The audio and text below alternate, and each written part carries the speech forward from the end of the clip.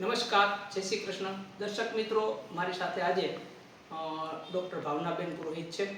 અમે આ વખતે એક આ ચોથો વિડીયો લઈને અમે આવ્યા છે. આની પહેલાં અમે વિદ્યાર્થી વિશેનો, ત્યારબાદ પેરેન્ટ્સ વિશેનો, અને આજે અમે ટીચર્સ વિશેના પોઈન્ટ લઈને આવ્યા છે. અને મારી સામે ભાવનાબેન છે. તેઓ વિવેકાનંદ ગુજરાતી મીડિયમ હાયર સેકન્ડરીના પ્રિન્સિપાલ છે અને આજના પોઈન્ટમાં એ સારી રીતે આપણને માર્ગદર્શન આપી શકશે. કેમ કે વિવેકાનંદની અંદર ટીચર્સ માટેનો તાલીમ કેમ્પ પણ એમને યોજેલો હતો અને શિક્ષકો જે ખરેખર અનુભવી શિક્ષકો છે એમની પાસેથી એમનો અનુભવ અને નવા શિક્ષકો છે એમને કઈ રીતે ભણતર આગળ ધપાવવું, કંઈક નવું વિદ્યાર્થી માટે કરવું, એના માટેના તાલીમ વર્ગો પણ વેકેશન દરમિયાન 2 થી 3 એમનો હું પણ સાક્ષી રહ્યો છું. તો હું આજે કંઈક શિક્ષક વિશે અમારા શિક્ષક મિત્રોને નવા પોઈન્ટ મળી રહે એ હેતુથી આ સરસ મજાનો વિડીયો અમે બનાવી રહ્યા છે. તો આજના આ શિક્ષક વિશેના બેન એપિસોડની અંદર આપનું સ્વાગત છે. અને ખરેખર ભાવનાબેન, અત્યાર સુધીના આની પહેલાંના પ્રીવિયસ વિડીયો જોયા તો ખરેખર વિદ્યાર્થીઓના, પેરેન્ટ્સના બધાના કોમેન્ટ્સ, મંતવ્યો પણ મેં જોયા છે અને ખરેખર બધાને આનંદ આવે છે. આપણા વિડીયોમાં કંઈક ને કંઈક એવું હોય છે કે જિજ્ઞાસા વૃત્તિ એની જળવાઈ રહી છે અને એમને જે પણ પોતાની ભૂમિકા છે એમાં કેમ આગળ વધવું એની પ્રેરણા પણ મળે છે. એટલા માટે આજનો નવો પોઈન્ટ આપણે શિક્ષક વિશેનો લઈને આવ્યા છે કે ખરેખર શિક્ષકની શું ભૂમિકા હોઈ શકે. એના 2 થી 3 એવા પ્રશ્નો હું લઉં છું કે દરેકને આંખે વળગે અને એમાંથી કંઈક શીખવા મળે. તો મારો આજનો પહેલો બેન પ્રશ્ન એ છે કે શિક્ષક વિશેના આપના શું મંતવ્યો છે, એ આપના અનુભવ ઉપરથી આપ દર્શક મિત્રોને જણાવો. આટલા વર્ષના અનુભવ પછી નિલેશભાઈ, કે શિક્ષક ની ભૂમિકા શું અથવા તો શિક્ષક એટલે શું, હા એ પણ આપણે સમજીએ. શિક્ષક માટે એટલું આપણે એક વાક્ય સરસ મજાનું જાણીએ છીએ ચાણક્યનું કે શિક્ષક કભી સાધારણ નહીં હોતા, પ્રલય ઓર નિર્માણ ઉસકી ગોદ મેં પલતે. તો આપણને એમ થાય કે નિર્માણ તો બરાબર છે કે નાનું બાળક છે તેનું નિર્માણ થાય છે, પણ પ્રલય કેવી રીતે? તો એ વાત ચોક્કસ જ છે, સાચી જ વાત છે. જ્યારે ચાણક્યએ કીધું છે તો તથ્યવાળી વાત છે કે પ્રલય ઓર નિર્માણ બંને. શું કામ? કે જ્યારે એક નાનકડું બાળક છે, ઉગતી પ્રતિભા હોય, એનામાં જે અંદર સુસુપ્ત શક્તિઓ હોય એને ખીલવવાનું કામ શિક્ષક કરે છે, એને કેળવવાનું કામ શિક્ષક કરે છે. એટલે નિર્માણ કરે છે, એક સારા માનવનું નિર્માણ કરે છે, સારા વિદ્યાર્થીનું નિર્માણ કરે છે. નિર્માણ શક્તિ તો 100% છે, પણ સાથે સાથે ક્યારેક કોઈ ભૂલસર કે કોઈ કારણસર જ્યારે શિક્ષકનો એક શબ્દ પણ બાળક પ્રત્યે જ્યારે કંઈ આડાવડો બોલાય છે ત્યારે એ બાળકની પ્રતિભા રૂંધાતી હોય છે. બાળક જ્યારે ઉત્સાહથી બોલતું હોય, ક્યારેક કંઈક ખોટું બોલતું હોય, ક્યારેક એનાથી કોઈ ભૂલ થઈ ગઈ હોય, તો એ ભૂલને આપણે સુધારવાની તો છે જ, પણ કઈ રીતે સુધારવી કે જેથી બાળકના માઇન્ડ ઉપર એની અસર ન થાય. એને ધીમેથી બીજાની હાજરીમાં ન કહેવું. બીજા 50 વિદ્યાર્થી હશે, જ્યારે આપણે એક વિદ્યાર્થીને કહી છીએ તો ક્યાંક ને ક્યાંક એ વિદ્યાર્થીની બીજી વખત બોલવાની હિંમત જ નથી થતી. એટલે આવી રીતે બાળકની અંદર જે ખીલતી પ્રતિભા છે એ પ્રતિભાને એને ઉજાગર કરવી, એનું નિર્માણ કરવું, એ શિક્ષકના જમણા હાથનો ખેલ છે. અને એવું કહીએ કે કદાચને જો એને એ બેસાડી દેવી પ્રતિભાને કાયમ માટે, કે એક વખત રોકટોક કરી, 2 વખત રોકટોક કરી અને બાળક હંમેશા માટે જ્યારે મૂંગું બની જતું હોય તો ત્યારે એના ડાબા હાથનો ખેલ છે એમ કહી શકાય. એટલે શિક્ષક એ ભવિષ્ય છે, ભારતનું ભવિષ્ય પોતે ઘડતર કરે છે. મોટામાં મોટું જો કાર્ય હોય તો એ શિક્ષકનું છે. અને એટલે જ કહેવાય છે કે શિક્ષક છે ક્યારેય સાધારણ હોય જ નહીં. સાધારણ હોય એનામાં કંઈક એવી બધી વિશેષતાઓ હોય કે જેના કારણે બાળકનું કંઈક નવું ડેવલપમેન્ટ થાય છે, વિકાસ થાય છે, નિર્માણ થાય છે, સાથે સાથે સમાજનું નિર્માણ પણ થાય છે. વાહ, સરસ બેન. ટૂંકમાં આપના કહેવા મુજબ શિક્ષકમાં એવું અખૂટ જ્ઞાન હોય છે જે વિદ્યાર્થીઓમાં રહેલી સુષુપ્ત શક્તિને બહાર લાવવા માટે પોતાના પ્રયત્નથી આગળ વધારી શકે. બહુ સરસ બેન, સરસ જવાબ આપ્યો તમે. હવે આના ઉપર બેન મને તમને એક બીજો પ્રશ્ન પૂછવાની ઈચ્છા થાય કે ખરેખર શિક્ષક કેવો હોવો જોઈએ? ખરા અર્થમાં શિક્ષક કોને કહેવાય? ખરા અર્થમાં એ મારે તમને પૂછવાનું છે. બરાબર છે. પહેલો સાવ શિક્ષકનો પહેલો જો ગુણ હોય તો જ્ઞાન તો પછી આવશે ઘણા બધા સ્ટેપ, પણ પહેલો ગુણ છે તે આત્મીય હોવો જોઈએ, લાગણીશીલ હોવો જોઈએ. કેમ કે જ્યારે બાળકની સાથે જ્યારે એને કોમ્યુનિકેશન કરવાનું થાય છે, જો એનામાં લાગણી હશે, જો આત્મીયતા હશે તો એ બાળકને અપનાવી લેશે.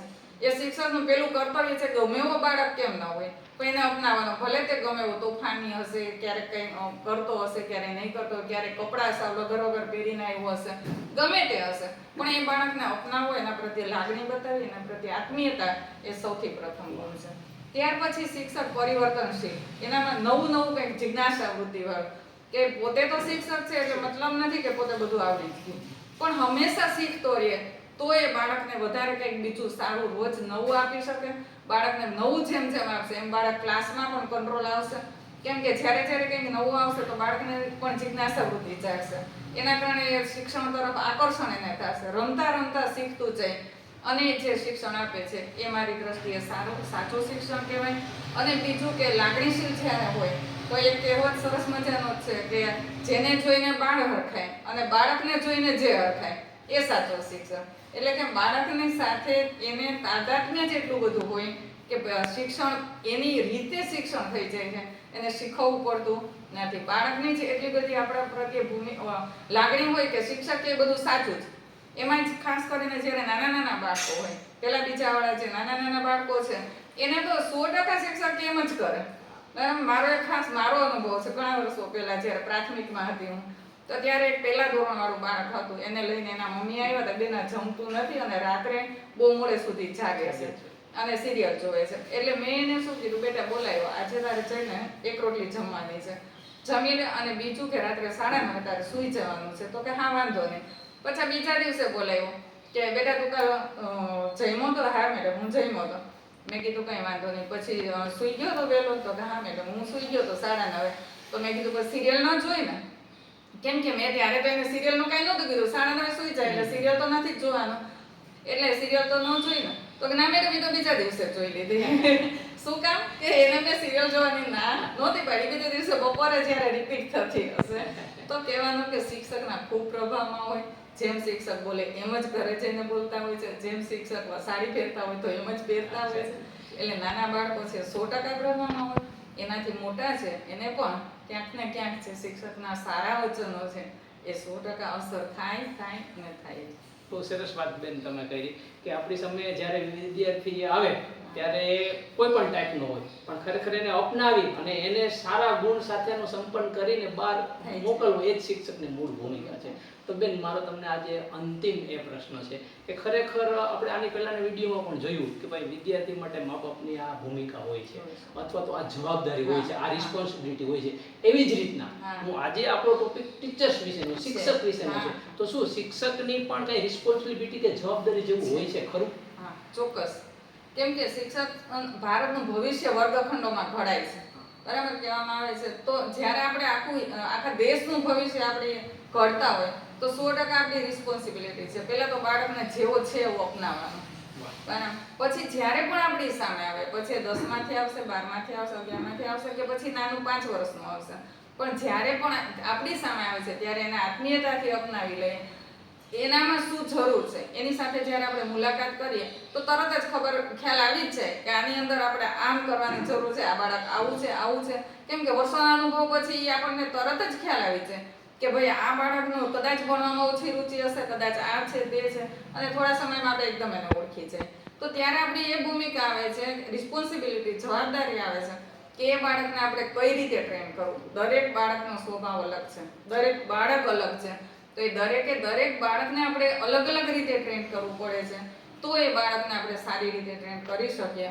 એટલે એની અંદર જ્યારે આપણે આત્મીયતાથી અપનાવી લઈએ, પછી એને આપણે કઈ રીતે એને કરવું છે એ બધું એને જ્યારે એક પછી એક જ્યારે સ્ટેપ બાય સ્ટેપ કરીએ છીએ ત્યારે ઓટોમેટિક જ એ આપણી ઓલામાં આવી જાય છે કે જેથી કરીને એને એમ થાય ના બરોબર છે, મેડમ કહે છે આપણે આમ જ કરવું જોઈએ.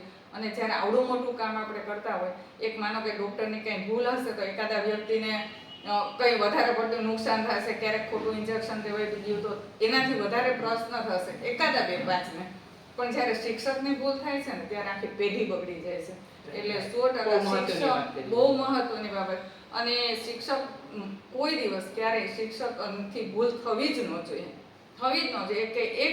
એક હું તો મારા શિક્ષકોને એટલે સુધી કહું કે એક શબ્દ વિચારીને બોલવાનો છે બાળકને શું કહેવું કે શું ન કહેવું. કેમ કે જ્યારે હાલો કે કંઈ ભૂલ કરી, દાખલા તરીકે ઝડપથી હું તમને એક વાત કહું કે એક બાળક હતો, એને એમ કીધું કે સર મારી આજે એક વીટી સોનાની ખોવાઈ ગઈ, મારો બર્થડે હતો અને મારા મમ્મીએ મને પહેરાવી હતી.